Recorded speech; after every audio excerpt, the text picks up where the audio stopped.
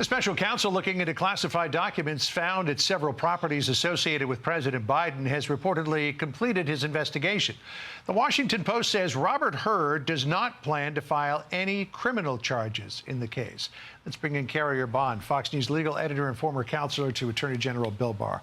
I don't think it's any surprise that Biden's not going to face criminal charges. He's the president, and he says, I didn't know I had this stuff.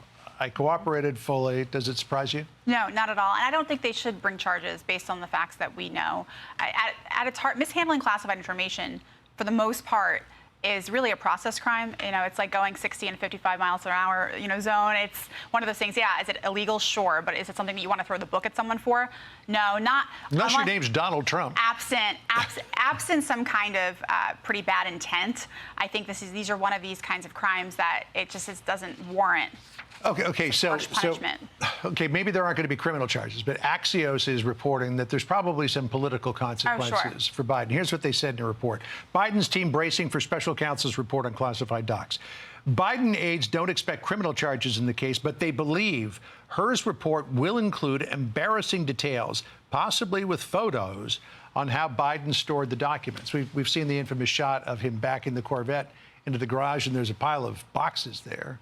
People are speculating those were the documents, but it doesn't. I mean, he says, my car was in a locked garage. It wasn't sitting out in the street. Yeah, it's not a good excuse. And yeah, it's definitely going to be embarrassing if the documents happen to be in boxes sitting next to his parked car.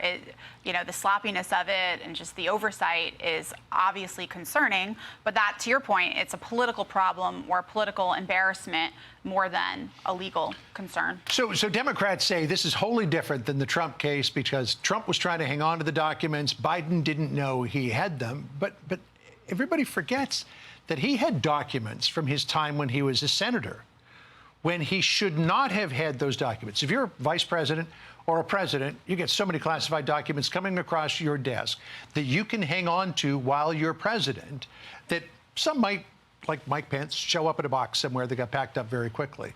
But to have documents that you should have never had in your possession when you were a senator show up in your house, that's a bit of a horse of a different color. Yeah, it's a fair concern. I guess my question specific to those facts would be, did the government try to get those back? Because that's the issue here with both Biden, Trump, Pence.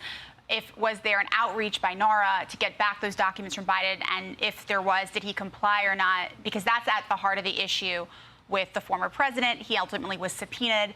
And then when you say there's something, it's a part of a subpoena that say you fully complied, and that means you fully complied, and then it turned out that Trump still had documents, and then it means that he didn't comply fully with the subpoena.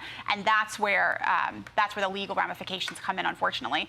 Even if he should have never had the document in his possession in the first because place. A lot of people have documents they shouldn't have, and that's not a good thing. And it also begs the question, the broader question, why does anyone need this classified information or these kinds of documents once they leave office in general? Why do they have them, and what do they need them for? But that's a separate issue. Right. But once the law, once there's a subpoena involved, it becomes much more tricky because there are then legal consequences for it. Well, we'll see what the report holds from Robert Hur. Yeah, and the Attorney General said he was going to make that public as much as he could, so we can all look at that and determine for ourselves what we think happened. Kerri, thank you. Thank you. I'm Steve Doocy. I'm Brian Kilmeade. And I'm Ainsley Earhart. And click here to subscribe to the Fox News YouTube page to catch our hottest interviews and most compelling analysis.